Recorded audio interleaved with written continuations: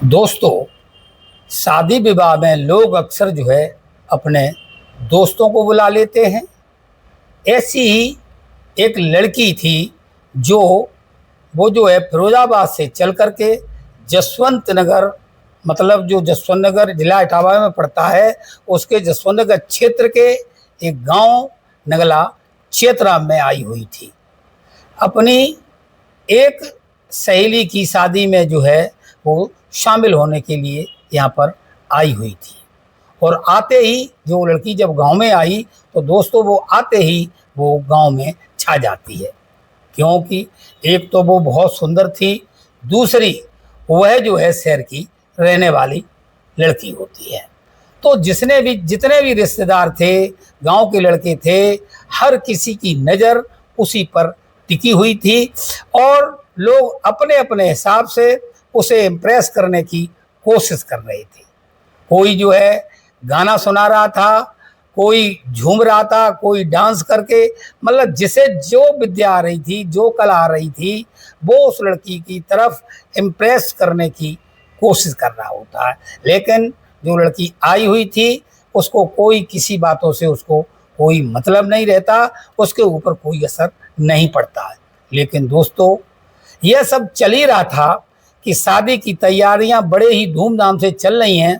तभी एक ऐसी घटना हो जाती है, जो शादी जो है जिसकी यहाँ वो शादी करने के लिए आई थी अपनी सहेली की, तो वो शादी टूटने के कगार पे आ जाती है।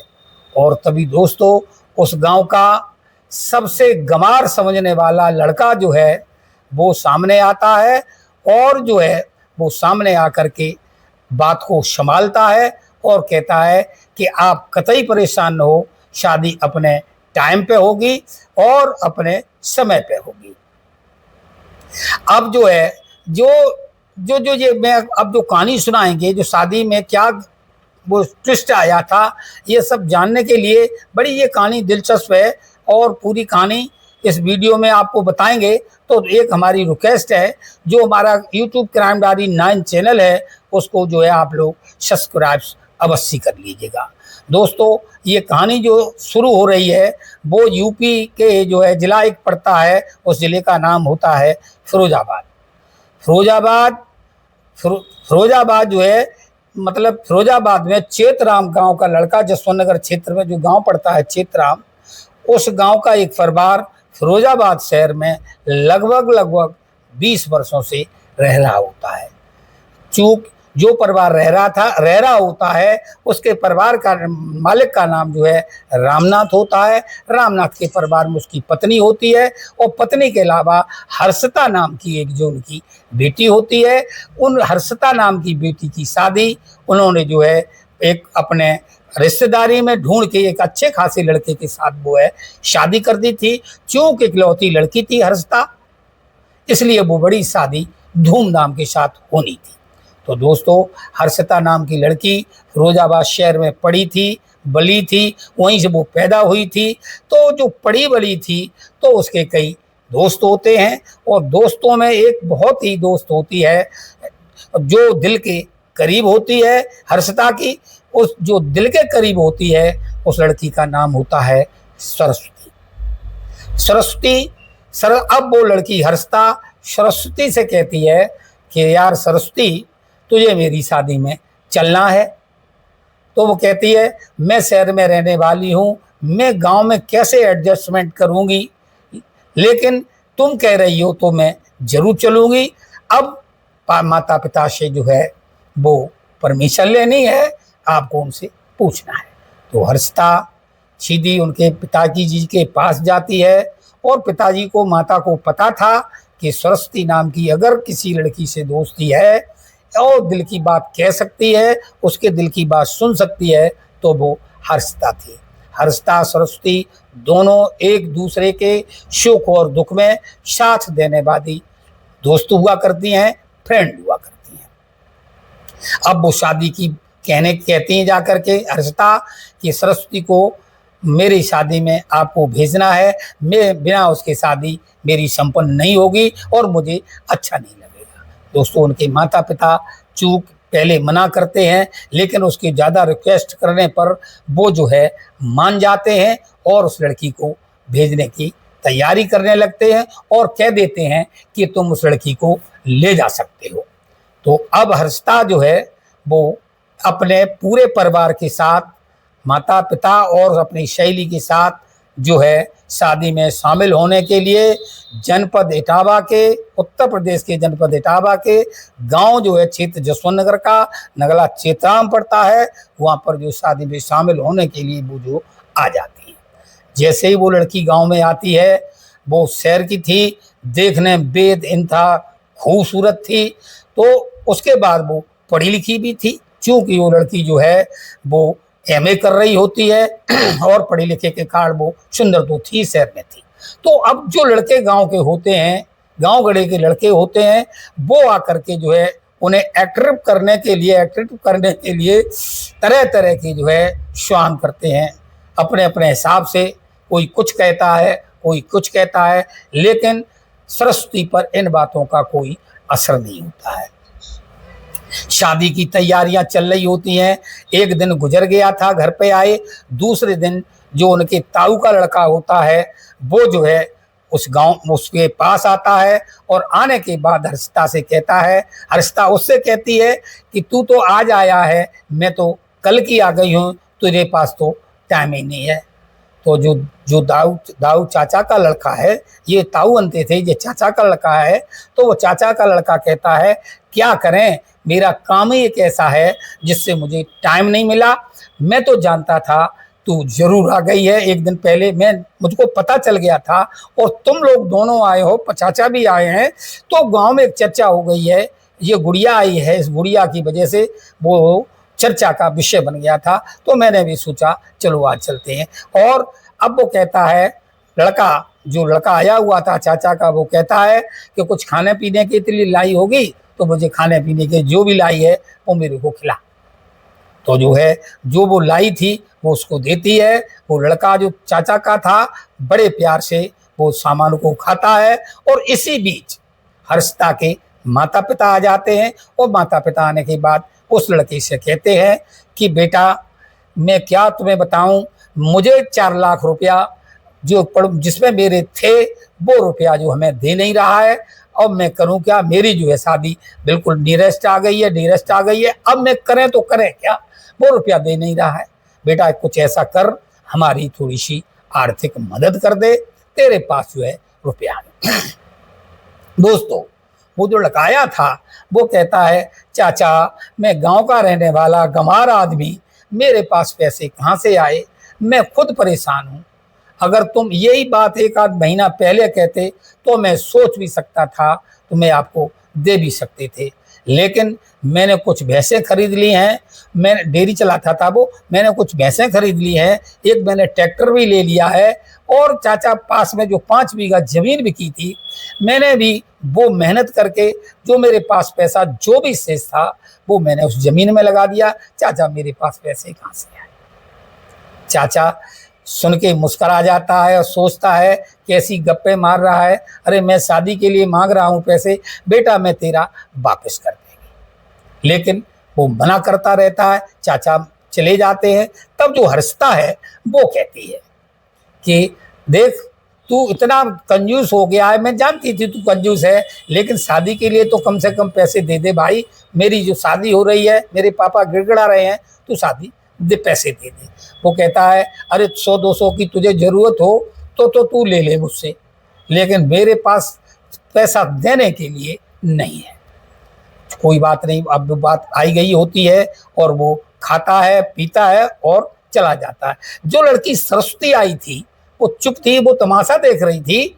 अब हर्षिता से कहती है, यार बहुत गंवार लड़का ये तो, इसने दुनिया की बातें की, खाया पिया पानी पिया और चला गया, जब पैसे की नौबत आई तो कैसे कैसी बातें करने लगा, कितना गंवार भी था और कंजूस भी था। इस तरह की सरस्वती उसके बारे में विचारधारा करती है, विचारधारा ही नहीं करती है, अपनी जो सहेली है उससे वो कहती भी है। बात आई गई हो गई। अब अगला दिन आता है। अगला दिन जब आता है तो डीजे बाजा बज रहा था, डीजे पे लोग डांस कर रहे थे। तो जो फिर लड़का वो आता है और आने के बाद कहता है क्या यार ये तमाशा बना रखा है, कोई नाच रहा है, कोई गा रहा है, कोई बाजा बजा रहा है, कोई कुछ कर रहा है। तो वो जो लड़की हंसता है वो कहती तू तो गंवार है, तू गंवार है, तू पढ़ा लिखा होता तू भी तो तू भी नाचता। लेकिन वो जो कह रहा था वो इसलिए कह रहा था कि ये पैसा फालतू का क्यों खर्च किया जा रहा है। तो वो लड़का कहता हाँ मैं गंवारी हूँ, मुझे डांस वांस आता भी नहीं है, तू जो है बहन हंसता बिल्कुल ठीक ही कह रही है। तो दोस्तों अब जो है कहानी में यहाँ से ट्विस्ट आना है, ट्विस्ट आता भी है। क्या आता है, जो उनके जो रामनाथ नाम होता है लड़की के पिताजी जो होते हैं, वो खरीदारी करने के लिए अपनी पत्नी के साथ मार्केट जाते हैं। और जब वो मार्केट जाते हैं तो बैंक से रुपया निकालते हैं, काफ़ी रुपया निकालते। चूँकि शादी होने थी 8 से 10 लाख रुपए की, और 3-4 लाख रुपए का जो ज्वेलर्स की दुकान है वहाँ से वो जेवर भी बेटे के लिए लेते हैं। ज्वेलर्स की दुकान पर जो ज्वेलर्स लेते हैं, और इधर जो घर पर जो लड़का है उनके चाचा का वो आता है, और आने के बाद फिर दीपिका से मिलता है, हर्षिता से मिलता है, हर्षिता से बात करता है। और हर्षिता जो है उससे कहती है कि मेरी सहेली को और तो सब ठीक है, चूँकि उसे गर्मी का जून का महीना, जून में शादी हो रही है, गर्मी बहुत है इसलिए उसको नींद नहीं आती है। तो वो जो कहता है कि नींद नहीं आती है तुम जो है हमारे घर चली आया करो। तो वो जो है जिसकी शादी हो रही है वो हंसती है, मुस्कुराती है, और हंसती मुस्कुराने के बाद वो कहती है हर्षिता कि तेरे घर पे क्या एसी लगी है, और क्या मैं जो तेने जानवर पाल रखे हैं, गाय बैल भैंस बकरी पाल रखी है, उनकी पूंछ से हवा मुझे खिलाएगा।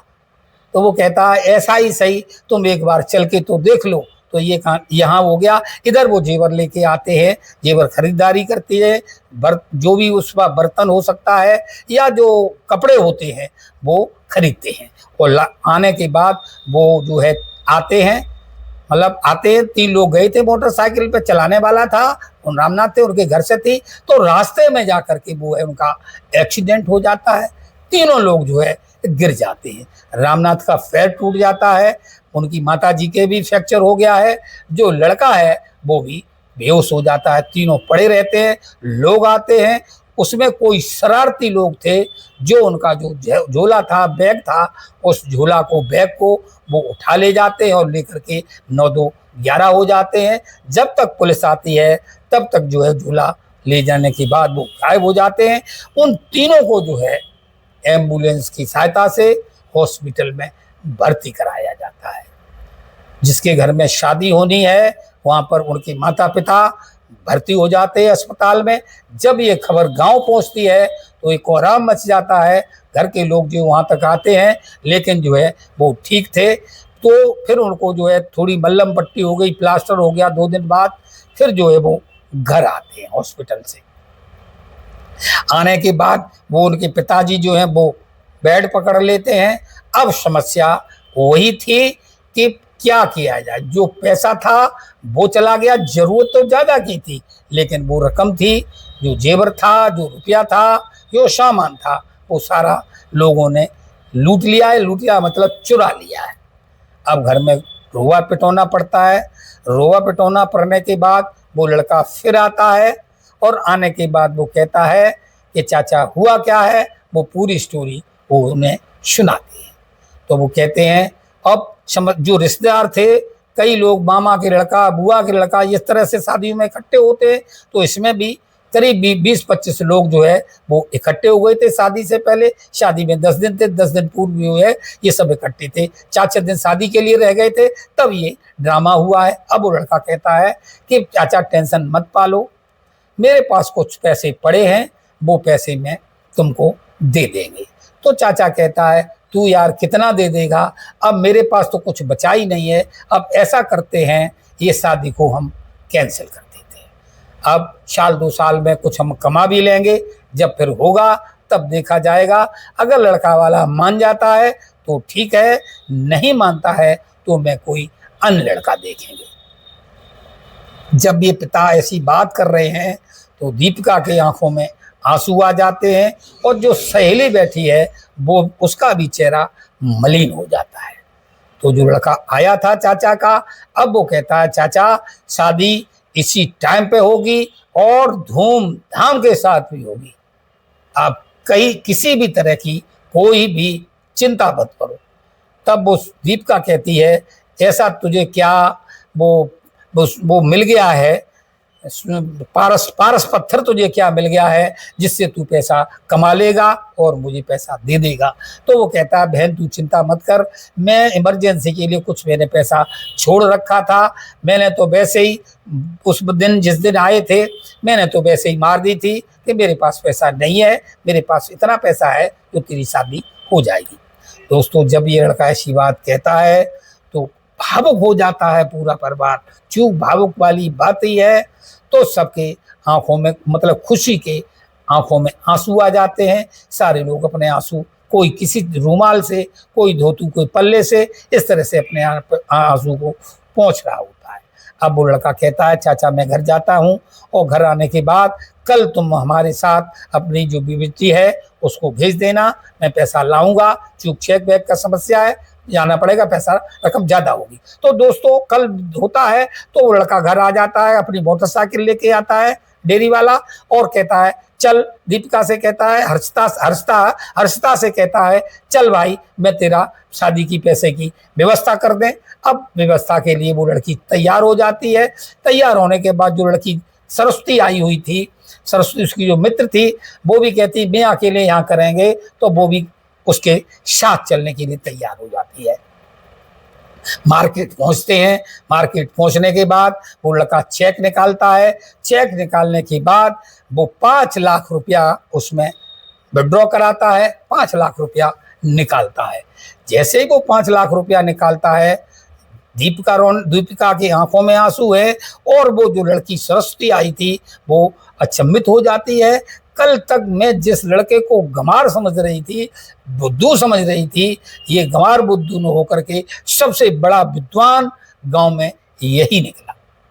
तो अब वो मार्केट जाते हैं। मार्केट जाने के बाद जो है वो और रुपया एक दूसरी बैंक से निकालता है 1 लाख, और 1 लाख रुपया लाने के बाद वो दीपिका को देता है और कहता है कि ये चाचा से हटके हैं, तुझे तेरी शादी में जो चीज़ चाहिए तू दिल खोल के ले सकती है, और चाचा अगर वापस करेंगे तो मैं वो धन तो वापस ले लेंगे, मगर जो धन मैं तुझे दे रहे हैं वो धन मुझे वापस नहीं चाहिए, तू मेरी आखिर बहन है। अब वो लड़की जो थी बहुत ही इम्प्रेस हो जाती है।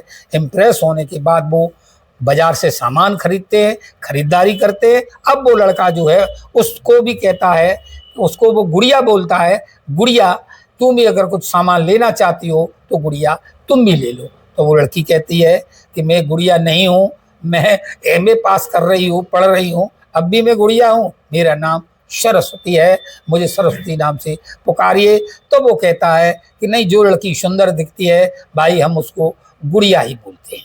तो अब वो मार्केट से खरीदारी करने के बाद वो घर आ जाते हैं, और घर आने के बाद वो जो कहते हैं कि चलो भाई पिताजी को पैसे दे दिए जाते हैं, व्यवस्था बनती है।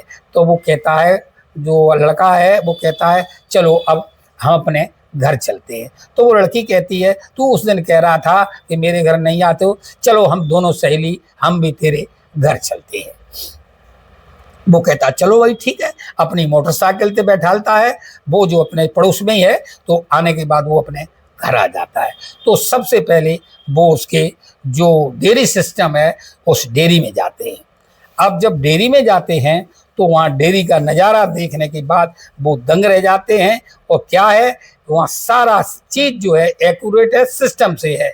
वहाँ भैंसों के नहाने के लिए फव्वारे लगे हुए हैं, और जो दूध दुआ जाता है उनकी दूध दुहने वाली मशीन होती है, और जो तबेला है उसमें जो और पास जो है चारों किनारे पर रंगीन फूल लगे हुए होते हैं। और जो है जो हम सोचते थे कि जो लड़की कह रही है कि हम सोचते थे कि ऐसे ही में भैंसें लौटती होंगी, गंदी होंगी, संदी होगी, लेकिन जो सोचा था उसके उलट ये तस्वीर मिलती है। सारी सिस्टम से जो उनका जो डेयरी सिस्टम था वो सारे सिस्टम से था। तो अब वो वहाँ देखने के बाद वहाँ 2 कुर्सियाँ भी पड़ी हुई थी। अब वो बहुत खुश होती लड़की, और दीपिका भी, हर्षिता भी। अब वो कहते चलो भाई अब घर पे चलते हैं।